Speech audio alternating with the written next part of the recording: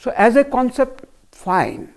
Then how this one has become two of being an observer here and the observed there, and then three with the relational parameter of action coming in. So, we have to not only reduce the multiplicity or more than 3 into 2, from the 2 we have to bring into 1, and that is the pointer we are pointing out at. So, the whole non-duality is right there. So, this basics, I mean, I am sure most of the others know. So, we will jump from here. So, like Einstein described the oneness of mass and energy with one simple equation of identity, E equals to mc squared, where E is energy on the left hand side, equal to mass times a constant. So, this is a beautiful equation in physics, which is very simple and establishes the oneness of mass, material and energy. Similar identity equations have been postulated way back by the Indian seers and sages. One of the equations is Tat Tvam Asi. Tat means that nameless something which we have to understand what it is, and Tvam means you, the observer. So, Tat is which is to be understood, and Tvam is myself here, yourself there, whatever, each individual person. Asi means equals to, you can say. So, Tat Tvam Asi means you are that. Like E equals to mc square, we have Tat Tvam Asi. This is the fundamental instructional statements that we find in Upanishads. So, the gist of it is Advaita, in the sense that the Tat, whatever that is, that nameless, attributeless, dimensionless, non-finite, infinite thing, whatever that is you.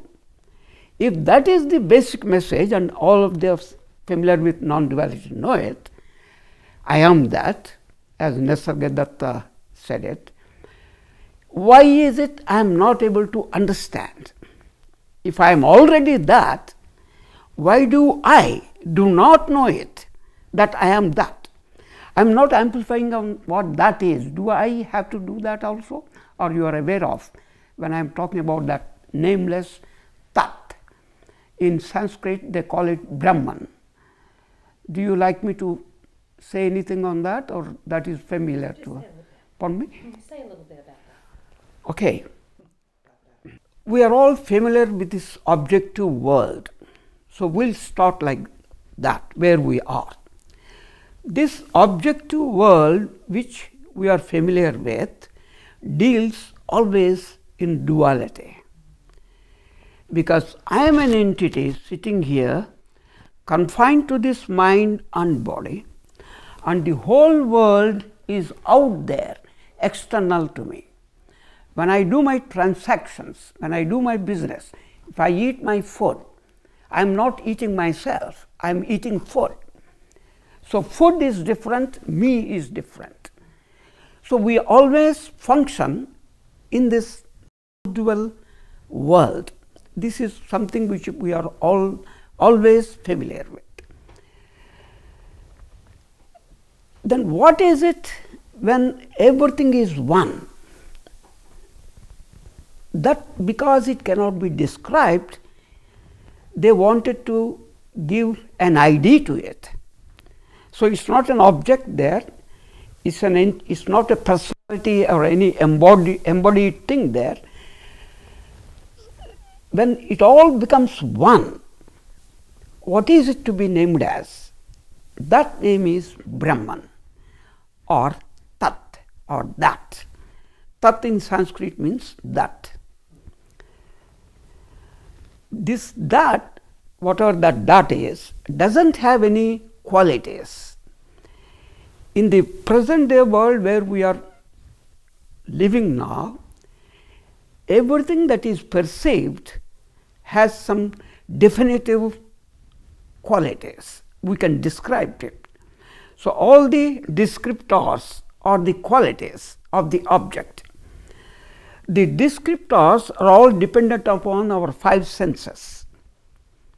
So, if I see any object, I can describe it in terms of its dimensions, length, breadth, width, which is coming out of my vision, or I can describe it in terms of its texture, which comes out of my tactile sensation. If it tastes, I can describe its taste by my tongue. If it smells, I can smell it and I can say what it is through my nose. And if it makes any rattling or any other sound, I can say it from my ears. In addition to these five qualities that we can describe, we normally perceive one more quality in the world, even though you don't have a sensory organ for that. Do you know what it is? That's time. You see, every day you experience time. You get up at time, sometime in the morning, move around, go to office, come back. So, time is another factor. And what is the sensory organ for you? There is no sensory organ for you. Just imagine for yourself. I don't know, you must be familiar with it, at least some of you. If you really look at it, there is no sensory organ for time, but we still speak of time. Why or how? We use mind to bring in the time factor. So, we know the three dimensions through our five senses. The fourth dimension is brought in by our mind.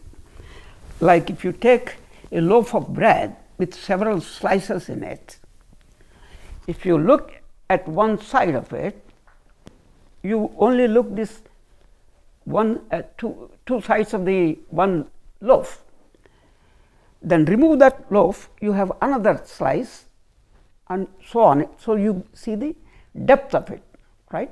So, a three-dimensional thing, when you are trying to see from two-dimensional angle, it becomes sliced.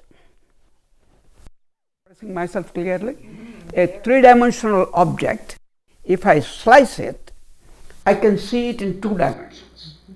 So, like that, if I have to see a fourth dimension, I have to slice the object in three-dimensional pieces. And that's what I do with my mind.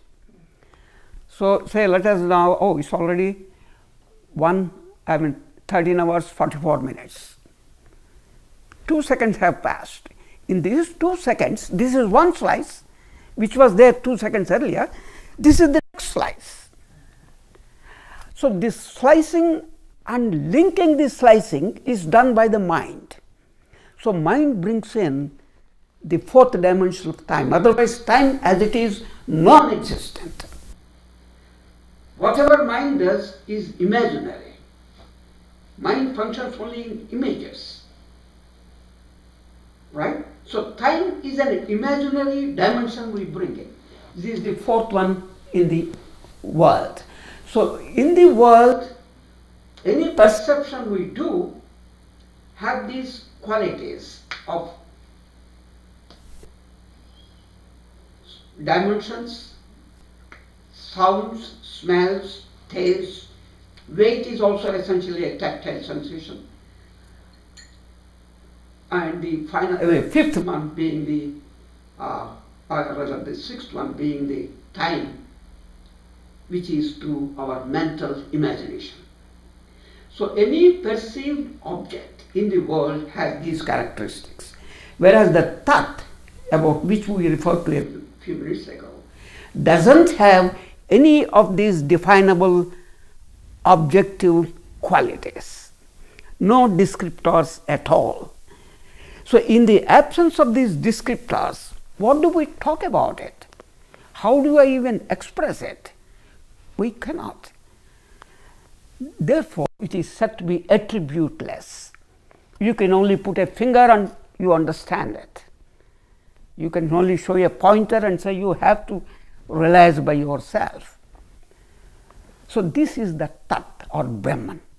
So the oneness, when we think of integrating the subject, object and the action predicate into oneness, this oneness loses all attributes, all descriptors, all qualities of being objectified.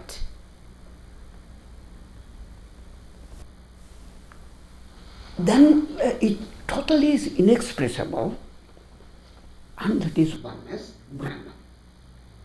So this is what we have to realize. So how am I going? Am I clear in my pronunciation? Am I too much spending at a fundamental level? Doesn't interest?